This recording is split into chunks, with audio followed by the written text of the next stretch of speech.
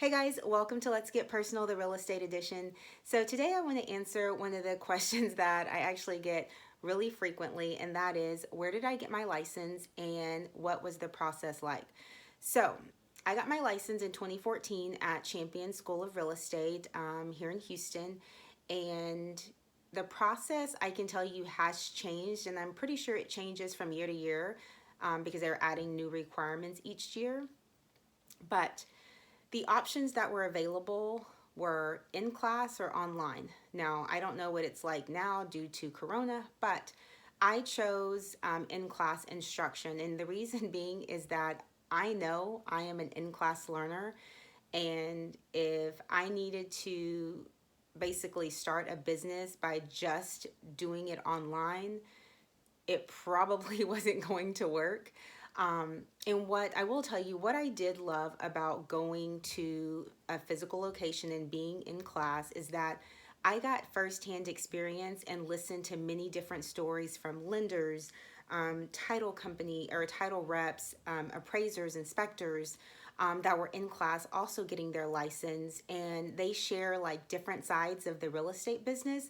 So I thought that that was very valuable, and you just hear different stories from the instructors who've been in real estate, and so you can take that knowledge and use it later on when you're in your career. Now, once you get through the class, obviously you have to go take the national and state test. Both were hard. I think it's the state that has the least amount of questions, which means you can't get that many wrong, and they were hard. If I'm not mistaken, it was a long time ago, so I can't really remember, but I do remember that it was hard. Prior to taking the two tests, Champions, I know at the time, I'm sure they still do it, but offered a test prep class, and so I would highly recommend that. If that is the route that you want to go, I would highly recommend taking a test preparation class because the tests are hard, and anybody that has taken it can tell you that. Then you get your fingerprints done, and then you start getting things in the mail from different brokerages, basically recruiting you, trying to get you to be an agent for their firm. I went on three interviews, two big brokerages and one smaller like boutique firm. What I knew I needed at the time was going to come from a bigger brokerage, and that was the support and possible lead generation that they offered and the training. And so that's why I chose a bigger brokerage. When I went on my interview at Better Homes and Garden, my broker at the time, 𝐿𝐿, was super nice, and we just kind of talked about real estate and everything in between, what it would be like being a single mom in this business as she once was. And so she gave me a lot of confidence on how I was going to navigate possibly going to meet a client in the middle of the day with my kids, what I was going to do with them. And so just learning how to navigate the business as a single mom was very important to me, and not missing that time with my kids. Sorry if you can hear them in the background. I tried to warn you guys. It's very hard to keep them quiet, especially when they're playing that stupid game. But I ended up choosing Better Homes and Garden, and then you have, I think it was like 6 weeks of training. And so I went to that training. It's called like Fast Start. I went to that training and learned more about the business, kind of like a lot of it's kind of like a repeat what you learn in school, but a little bit more in depth, and for that particular brokerage. And so then it's like, okay, fly. And you really don't know where to go from there.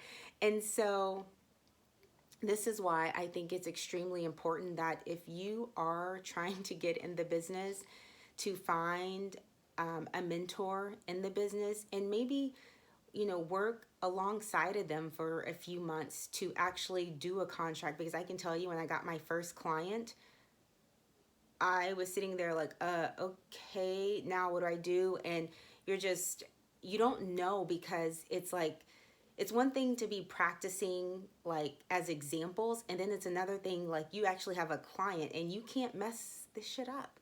So I'm a huge advocate for having a mentor in the business and doing that for a few months if you can at that brokerage, and you will gain so much because you're getting firsthand experience. Real estate is one of the businesses that you need firsthand experience to be able to navigate through the different problems and processes through a transaction.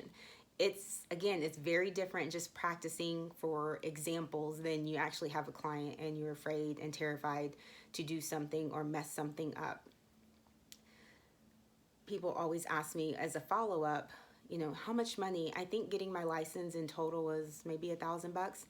Now, to start a business, that is very cheap, but it's a lot of hard work. And I think that's the misconception of real estate. Like, it looks so easy, you're doing so well. And I'm like, do you know how hard I have worked to get to the place I'm at now, 6 years later? And I specifically remember when I was a new agent, asking an agent in my office, how long did it take you to build your business and actually live off your business? And she said 5 to 6 years. Now I understand. I actually saw her in my office a few weeks ago, and I said, you were so right, because I have worked my butt off, and now I finally see the fruits of my labor back then. Because let's face it, everybody knows a realtor or through somebody or whatever the case may be, and it's challenging trying to prove yourself in an industry where there are other agents that have more experience. And so you have to really work really hard to get where you want to be. Now, there's an exception to every rule. I don't want to say that it took every agent 5 to 6 years, but I can honestly say that is my story. It has taken me the 5 to 6 years, I'm in my 6th year, to finally get my first repeat client. People aren't buying houses every day, so you could meet somebody now, but they're not going to be buying for a year or two or next year.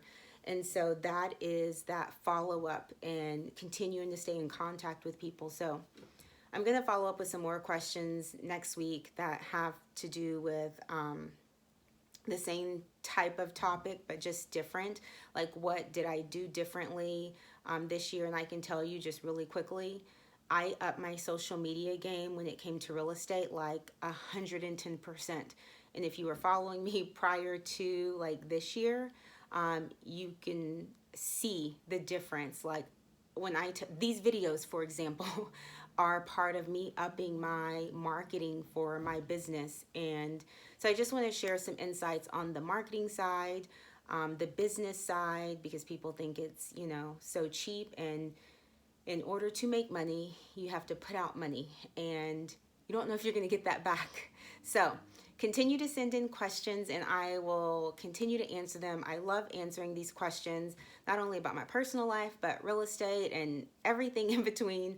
So I will see you guys on Thursday, and you guys have a great week. Bye.